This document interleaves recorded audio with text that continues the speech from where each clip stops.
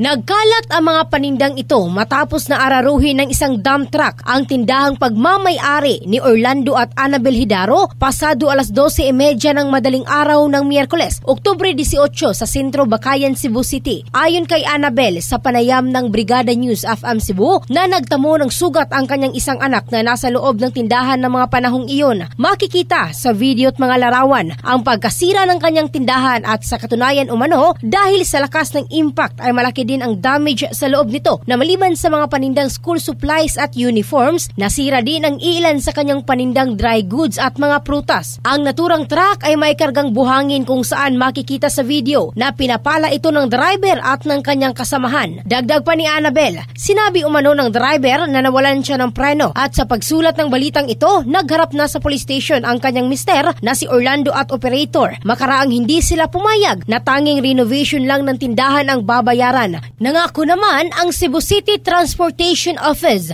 na mabilis nilang aaksyonan ang natumbang dump truck sa gilid ng kalsada na nagdulot ng pagbigat sa daloy ng trapiko. Ang bahaging ito ay hatid ng DriveMax Adult Herbal Capsule, lalaking laging umaangat. In the heart of changing lives, ito si Michelle Craste ng Brigada News Philippines, The Music and News Authority.